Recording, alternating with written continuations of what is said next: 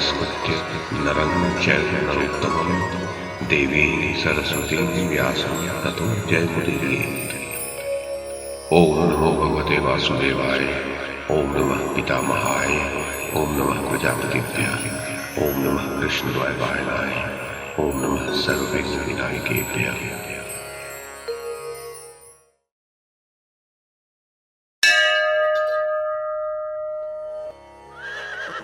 संजय ने कहा, महाराज धृतराष्ट्र, घटोत्कच जिस विशाल रथ पर बैठकर आया था वह काले लोहे का बना हुआ और अत्यंत भयंकर था। उसके ऊपर रीछ की खाल मढ़ी हुई थी। उसके भीतरी भाग की लंबाई चौड़ाई 30 नल्व थी। दर्शकों को मैं यहाँ बता दूं कि नल्व भूमि नापने का एक माप होता है जो 400 हाथ का होता है। इस हिसाब से 30 नल्व 12,000 हाथ के बराबर हो गया। तो घटोत्कच के रथ के भीतरी भाग की लंबाई चौड़ाई 12,000 हाथ थी। इसके बाद संजय ने आगे कहा, नरेश्वर, उसमें यंत्र और कवच रखे हुए थे। चलते समय उससे मेघों की भारी घटा के समान गंभीर शब्द होता था। उसमें गज जैसे विशालकाय वाहन जुटे हुए थे, जो वास्तव में न अश्व थे और न ही गज। उस रथ की ध्वजा का डंडा बहुत ऊंचा था। वह ध्वज पंख और पंजे फैलाकर नेत्र फाड़ फाड़ कर देखने और कूजने वाले एक गृधराज से सुशोभित था। उसकी पताका रक्त से भीगी हुई थी और उस रथ को आंतों की माला से विभूषित किया गया था। ऐसे 8 पहियों वाले विशाल रथ पर बैठा हुआ घटोत्कच भयंकर रूप वाले राक्षसों की एक अक्षौहिणी सेना से घिरा हुआ था। कुरुश्रेष्ठ, आकाश में स्थित हुआ मायाधारी घटोत्कच कुमार आहत होकर नीचे उतरकर अपने स्वर्ण विभूषित रथ पर अश्वत्थामा के सामने खड़ा हो गया था, ऐसे जैसे वो कंजलगिरी हो। द्रोण कुमार ने लोहे के कवच धारण किए हुए उस भीमसेन पौत्र अंजन पर्वा को उसी प्रकार मार डाला था जैसे भगवान महेश्वर ने अंधकासुर का वध किया था। अपने महाबली पुत्र को अश्वत्थामा द्वारा मारा गया देख चमकते हुए बाजूबंद से विभूषित घटोत्कच बड़े रोष के साथ द्रोण कुमार के समीप आकर बढ़े हुए दावानल के समान पांडव सेना रूपी वन को दग्ध करते हुए उस वीर कृपी कुमार से बिना किसी घबराहट के इस प्रकार बोला, द्रोण पुत्र, खड़े रहो, खड़े रहो। आज तुम मेरे हाथ से जीवित बचकर नहीं जा सकोगे। जैसे अग्निपुत्र कार्तिकेय ने क्रौंच पर्वत को विदीर्ण किया था, उसी प्रकार आज मैं तुम्हारा विनाश कर डालूंगा। महाराज, तब अश्वत्थामा ने कहा, देवताओं के समान पराक्रमी पुत्र, तुम जाओ, दूसरों के साथ युद्ध करो। हिडिंबानंदन, पुत्र के लिए यह उचित नहीं है कि वह पिता को भी सताए। हिडिंबा कुमार, अभी मेरे मन में तुम्हारे प्रति तनिक भी रोष नहीं है, परंतु यदि रोष हो जाए तो तुम्हें ज्ञात होना चाहिए कि रोष के वशीभूत हुआ प्राणी अपना भी विनाश कर डालता है, फिर दूसरे की तो बात ही क्या है। अतः मेरे कुपित होने पर तुम सकुशल नहीं रह सकोगे। राजन, पुत्र शोक में डूबे हुए भीमसेन कुमार ने अश्वत्थामा की यह बात सुनकर क्रोध से नेत्र लाल करके रोषपूर्वक कहा, द्रोण कुमार, क्या मैं युद्ध स्थल में नीच लोगों के समान कायर हूँ जो तू मुझे अपनी बातों से भयभीत कर रहा है? तेरी यह बात नीचतापूर्ण है। देख, मैं कौरवों के विशाल कुल में भीमसेन से उत्पन्न हुआ हूँ। समरांगण में कभी पीठ न दिखाने वाले पांडवों का पुत्र हूँ, राक्षसों का राजा हूँ और दशग्रीव रावण के समान बलवान हूँ। द्रोण पुत्र, खड़ा रह, खड़ा रह। तू मेरे हाथ से छूटकर जीवित नहीं जा सकेगा। आज इस रणांगन में मैं तेरे युद्ध का उत्साह मिटा दूंगा। राजन, ऐसा कहकर क्रोध से नेत्र लाल किए वह महाबली राक्षस अश्वत्थामा की ओर झपटा और उस पर रथ के धुरे के सदृश बाणों की वर्षा करने लगा। किंतु घटोत्कच के बाण अभी निकट आने भी नहीं पाते थे कि अश्वत्थामा उन्हें काट गिराता था। इस प्रकार अंतरिक्ष में मानो बाणों का एक दूसरा ही संग्राम चल रहा था। जब दोनों ओर के बाण टकराते तो उनसे चिंगारियां छूटने लगतीं, जो उस प्रदोष काल में आकाश के बीच जुगनुओं की भांति जान पड़ती थी। रणाभिमानी अश्वत्थामा के द्वारा अपनी माया नष्ट हुई देख घटोत्कच पुनः आकाश में छिप गया और दूसरी माया रचने लगा। वह एक ऊंचा पर्वत बन गया। उसके अनेक शिखर बन गए जो वृक्षों से भरे हुए थे। जैसे पर्वतों से झरने गिरते हैं, उसी प्रकार उस पर्वत से शूल, प्रास, खड़ग और मूसल आदि के स्रोत बहने लगे। ये सब देखकर भी अश्वत्थामा विचलित नहीं हुआ। उसने हंसते हंसते उस पर्वत पर वज्रास्त्र का प्रहार किया।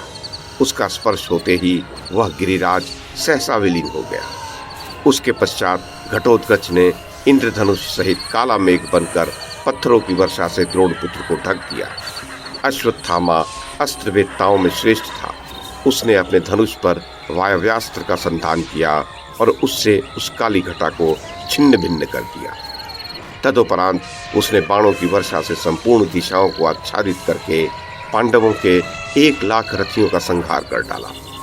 तत्पश्चात अश्वत्थामा ने देखा कि घटोत्कच बिना किसी घबराहट के बहुत से राक्षसों से घिरा हुआ पुनः रथ पर आरूढ़ होकर आ रहा है। उसने अपने धनुष को खींचकर फैला रखा है। उसके साथ सिंह, व्याघ्र और मतवाले गजों के समान पराक्रमी तथा विकराल मुख, मस्तक और कंठ वाले बहुत से अनुचर हैं जो गज, अश्वों और रथों पर बैठे हुए हैं। उसके अनुचरों में राक्षस, यातुधान तथा तामस जाति के लोग हैं जिनका पराक्रम इंद्र के समान है। नाना प्रकार के अस्त्र शस्त्र धारण करने वाले, भांति भांति के कवच और आभूषणों से विभूषित, महाबली, भयंकर सिंहनाद करने वाले तथा क्रोध से घूरते हुए नेत्रों वाले बहुसंख्यक करण दुर्मद राक्षस घटोत्कच की ओर से युद्ध के लिए उपस्थित है। अश्वत्थामा ने देखा कि ये सब देखकर दुर्योधन विषादग्रस्त हो रहा है। तब उसने आपके पुत्र से कहा, दुर्योधन, आज तुम चुपचाप खड़े रहो। तुम्हें इंद्र के समान पराक्रमी इन राजाओं तथा अपने वीर भाइयों के साथ तनिक भी घबराना नहीं चाहिए। राजन, मैं तुम्हारे शत्रुओं को मार डालूंगा। तुम्हारी पराजय नहीं हो सकती। इसके लिए मैं तुमसे सच्ची प्रतिज्ञा करता हूँ। तुम अपनी सेना को आश्वासन दो। राजन, तब आपका पुत्र दुर्योधन बोला, गौतमी नंदन, तुम्हारा यह हृदय इतना विशाल है कि तुम्हारे द्वारा इस कार्य का होना मैं अद्भुत नहीं मानता। हम लोगों पर तुम्हारा अनुराग बहुत अधिक है। राजन, अश्वत्थामा से ऐसा कहकर दुर्योधन संग्राम में शोभा पाने वाले अश्वों से युक्त 1,000 रथों द्वारा घिरे हुए शकुनी से बोला, मातुल, मामा, तुम 60,000 रथियों की सेना साथ लेकर अर्जुन पर आक्रमण करो। कर्ण, वृषसेन, कृपाचार्य, नील, उत्तर दिशा के सैनिक, कृतवर्मा, पुरुमित्र, सुतापन, दुशासन, निकुंभ, कुंडभेदी, पराक्रमी, पुरंजय, दृढ़रथ, पताकी, हेमकंपन, शल्य, आरुणि, इंद्रसेन, संजय, विजय, जय, कमलाक्ष, परक्राथी, जयवर्मा और सुदर्शन, ये सभी महारथी वीर तथा 60,000 पैदल सैनिक तुम्हारे साथ जाएंगे। मातुल, जैसे देवराज इंद्र असुरों का संहार करते हैं, उसी प्रकार तुम भीमसेन, नकुल, सहदेव तथा धर्मराज युधिष्ठिर का भी वध कर डालो। मेरी विजय की आशा तुम पर ही अवलंबित है। मातुल, द्रोण कुमार अश्वत्थामा ने कुंती कुमारों को अपने बाणों द्वारा विदीर्ण कर डाला है। उनके शरीरों को क्षत विक्षत कर दिया है। इस अवस्था में असुरों का वध करने वाले कुमार कार्तिकेय की भांति तुम कुंती पुत्रों को मार डालो। राजन, आपके पुत्र के ऐसा कहने पर सुबल पुत्र शकुनी आपके पुत्र को प्रसन्न करने तथा पांडवों को दग्ध कर डालने की इच्छा से शीघ्र ही युद्ध के लिए चल दिया। तदनंतर क्रोध में भरे हुए घटोत्कच ने अश्वत्थामा की छाती पर 10 बाण मारे। उनसे आहत होकर अश्वत्थामा कांप उठा। इतने में ही घटोत्कच ने आंजलिक नामक बाण मारकर अश्वत्थामा के धनुष को काट डाला। तब अश्वत्थामा ने दूसरा सुदृढ़ धनुष हाथ में लिया और घटोत्कच पर तीखे बाणों की वर्षा आरंभ कर दी। अब तो घटोत्कच के क्रोध की सीमा नहीं रही। उसने भयंकर कर्म करने वाले राक्षसों की सेना को आज्ञा दी कि वीरों, इस द्रोण के पुत्र को मार डालो। आज्ञा पाते ही वे भयंकर राक्षस नेत्र लाल लाल किए, मुंह पाए अनेक अस्त्र लेकर अश्वत्थामा को मारने के लिए दौड़े। वे अश्वत्थामा के मस्तक पर शक्ति, शतघ्नि, परिद्र, वज्र, शूल, पट्टेश, खड़ग, गदा, भिंदीपाल, मूसल, परशु, प्रास, तोमर, कणप, कंपन और मुग्दर आदि घोर शत्रुनाशक अस्त्र शस्त्रों की वर्षा करने लगे। द्रोण पुत्र के मस्तक पर शस्त्रों की बौछार होती देख आपके योद्धा बहुत दुखी हुए, परंतु अश्वत्थामा स्वयं तनिक भी विचलित नहीं हुआ। वज्र के समान तीखे सहायकों से उस घोर शस्त्र वर्षा का विध्वंस करता रहा। तदुपरांत उसने अपने तीक्ष्ण बाणों को दिव्य मंत्रों से अभिमंत्रित करके राक्षसों की सेना का संहार आरंभ किया। उसके बाणों से आहत होकर राक्षसों का समुदाय व्याकुल हो उठा। अश्वत्थामा की मार पड़ने से वे सब के सब क्रोध में भरकर उसके ऊपर टूट पड़े। उस समय अश्वत्थामा ने ऐसा अद्भुत पराक्रम दिखाया जो दूसरों के किए नहीं हो सकता था। उसने राक्षस राज घटोत्कच के देखते देखते अपने प्रज्वलित बाणों से उसकी सेना को भस्मसात कर दिया। तब क्रोध में भरे हुए घटोत्कच ने दांतों से अपना ओठ चबाकर ताली बजाई और सिंहनाद करके 8 घंटियों वाली एक भयानक अश्नि अश्वत्थामा के ऊपर छोड़ी।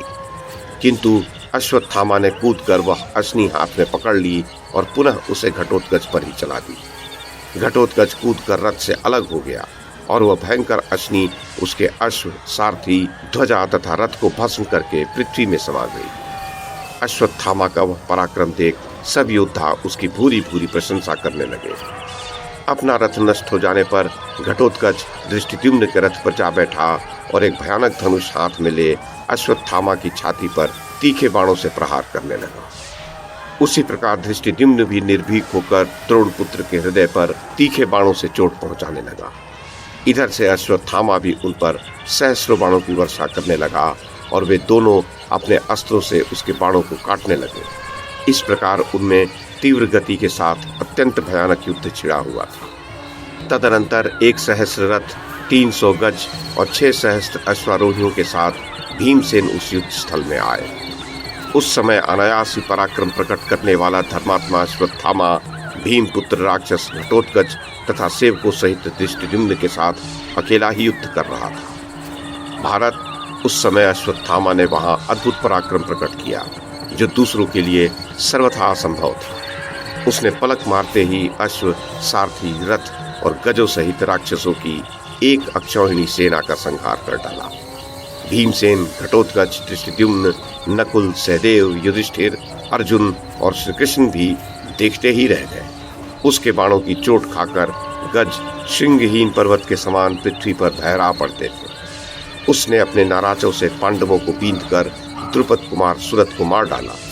फिर द्रुपद के छोटे भाई शत्रुंजय को मृत्यु के घाट उतार दिया। उसके पश्चात बलानिक, जयानिक और जयाश्व के प्राण लिए।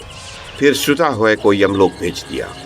तदनंतर 3 बाणों से हेममाली, ऋषद्र और चंद्रसेन का वध किया। तत्पश्चात कुंती भोज के 10 पुत्रों को भी 10 बाणों से यमलोक का अतिथि बनाया। उसके पश्चात उसने यमदंड के समान एक घोर बाण धनुष पे चढ़ाया और घटोत्कच की छाती पर प्रहार किया। वह महान बाण उसकी छाती छेद कर पृथ्वी में समा गया। घटोत्कच मूर्छित होकर भूमि पर गिर पड़ा। उसे मरकर गिरा हुआ समझकर दृष्टिद्युम्न अश्वत्थामा के पास से अपना रथ दूर हटा ले गया। नरेश्वर, फिर तो युधिष्ठिर की सेना के सभी नरेश युद्ध से विमुख हो गए। उस सेना को परास्त करके वीर द्रोणपुत्र अश्वत्थामा रणभूमि में गर्जना करने लगा। भारत उस समय संपूर्ण प्राणियों में अश्वत्थामा का बड़ा समादर हुआ। आपके पुत्रों ने भी उसका बड़ा सम्मान किया। तदनंतर सैकड़ों बाणों से शरीर छिन्न भिन्न हो जाने के कारण मरकर गिरे और मृत्यु को प्राप्त हुए निशाचरों की लाशों से पटी हुई चारों ओर की भूमि पर्वत शिखरों से आच्छादित हुई सी अत्यंत भयंकर और दुर्गम प्रतीत होने लगी। महाराज धृतराष्ट्र, उस समय वहां सिद्धों, गंधर्वों, पिशाचों, नागों, सुपर्णों, पितरों, पक्षियों, राक्षसों, भूतों, अप्सराओं तथा देवताओं ने भी द्रोणपुत्र अश्वत्थामा की भूरी भूरी प्रशंसा की।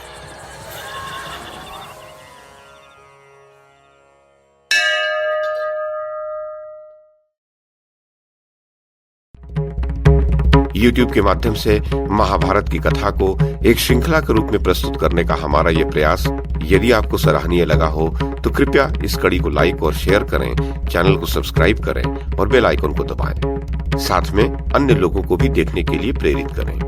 धन्यवाद और नमस्कार।